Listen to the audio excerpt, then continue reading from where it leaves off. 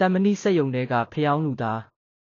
ကဲတီးခံဖက်ကြအောင်ဗျာကျွန်တော်ကမြင်းချန်သားဆိုတော့ဒေတာခံမိတ်ဆွေတွေကအာကိုတကြီးနဲ့တိုင်ကြတော့ကြသတင်းပေးကြလုပ်နေကြလို့မထော်မနှမ်းကိစ္စလေးတွေကြားရတော့လဲអော်ပေးရပါတယ်ဗျာ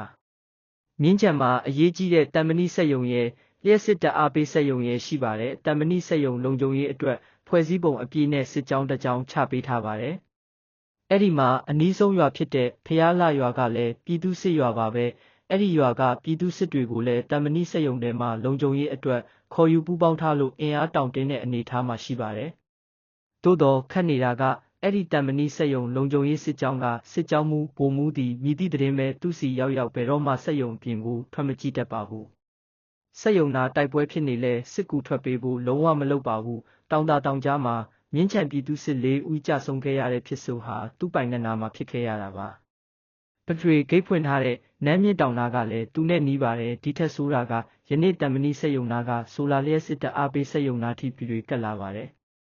ဒေတာခံတွေကထွက်ရှင်းစေခြင်းပေမဲ့စစ်ကြောင်းမှုကယခုထိတုတ်မလုပ်သေးဘူးပြပူပေါင်းနေရတဲ့ဖျားလာပြည်သူစစ်တွေလည်းဘာမှလုပ်ခွင့်မရှိလို့တမဏိစက်ယုံတွေကပြန်ထွက်ချင်နေကြပြီလို့သတင်းရပါတယ်စက်ယုံကြီးထဲမှာငုတ်တုတ်ထိုင်စားတောက်နေကြရင်ဝါလို့လှလို့အသားတွေတောင်ဖြူဝင်းဆိုပြေနေပြီလို့သိရပါတယ်စစ်ရဲ့သဘောအရတိုက်ကင်းကကင်းလှည့်ပတ်ကြည့်ပြီးမိမိရဲ့ဝင်းကျင်ကိုရန်သူအခြေချမရအောင်ရှင်းထုတ်နေရမှာပါ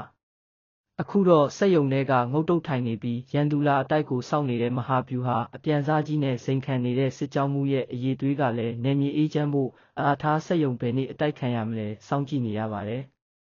ပေးထားတဲ့ဖွဲ့စည်းပုံအပြည့်နဲ့လူသူလက်နက်အင်အားကိုပတ်ဝန်းကျင်စိုးမိုးရေးမိမိရဲဘော်ရဲဘက်များတိုက်ပွဲဆင်နွှဲနေပါကလိုက်ပါကူညီရေးအတွက်သုံးသင့်ရင်သုံးကြရမှာပါငါမတိုက်ရင်ပြီးရောငါအန္တရာယ်ကင်းရင်ပြီးရောဆိုတဲ့စီမံခန့်ခွဲမှုနဲ့တော့ဖြင့်မြေလက်ဒေတာပြမကြကံကောင်းပေါ်ဗျာ